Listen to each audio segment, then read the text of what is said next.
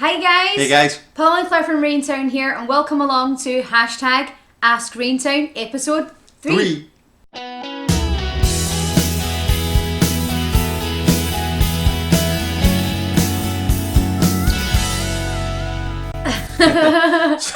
Claire's just laughing because I sounded a bit like Yogi Bear there. Episode 3.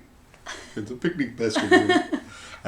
So guys, welcome along to episode 3. It's great to have you with us. We're just going to keep going, as we said in number 1. We're going to keep going until you get fed up asking us things. Sick of it. Hopefully that's never the case, so we'll keep answering the questions. And we're going to kick off today with question number 1, which is...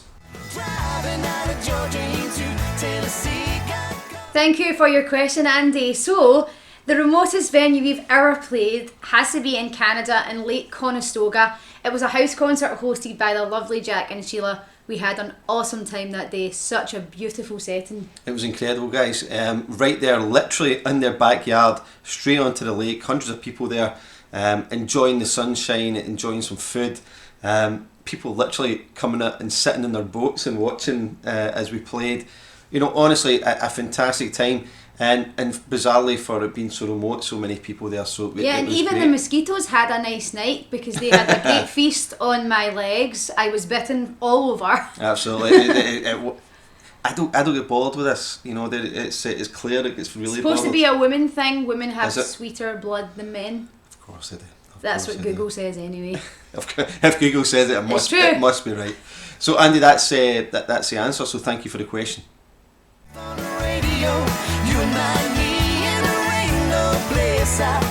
Barbara, thank you for the question. We've actually been singing together for over 10 years. Yeah, we started singing together when Raintown wasn't even in existence. We were just working together. We worked in a place called The Parade in Glasgow, in East End of Glasgow. Fantastic place. We met there.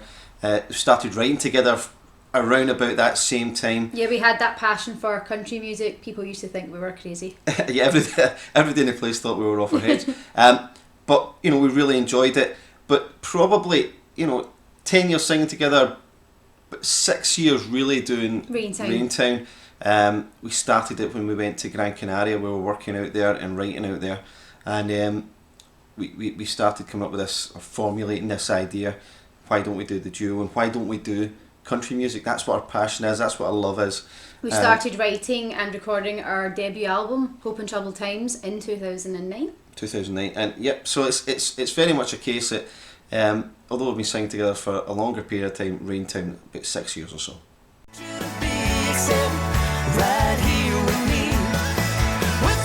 Rich, thank you so much for the question. Fiona Cuthell, who is our primary fiddle player, but also Sandy Forbes, who comes in and covers Fiona. Both of them are really, really busy, so it's difficult for them to get the diaries together and to make a lot of the touring dates happen. So the quick answer is no. There will be no fiddle on the October tour, but we will be coming out with keyboards and stuff for the October tour. So it'll be the 7-piece we come out with, full band set up. In terms of the sound of the album, there isn't fiddle on the new album. It was as much again to do with timing.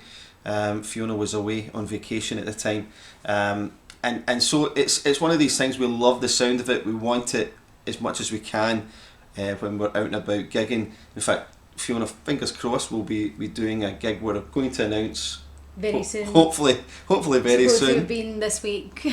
So fingers crossed. But it's for Edinburgh. But we'll hopefully get that sorted ASAP. So as much as we can, we'll have either Fiona or Sandy out with us. Fingers crossed, Rich, and hopefully sooner rather than later. Thanks for your question.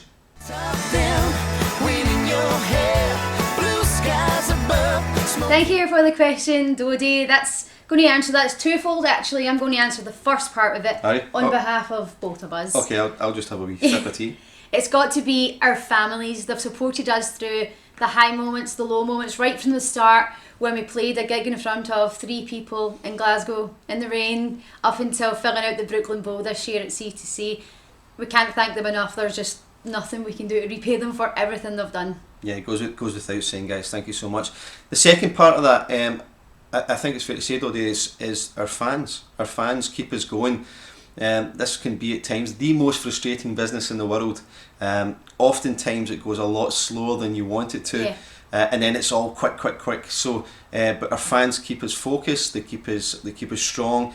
They challenge us as well, because we want to keep getting better every time and producing better music for you guys all the time. So a big thank you to everybody who supports us. I seen somebody called us the people who follow us townies the other day there. Yep. I quite like that. You're the townies. So to everyone who supports our music, it means more than you'll ever know. Thank you so much.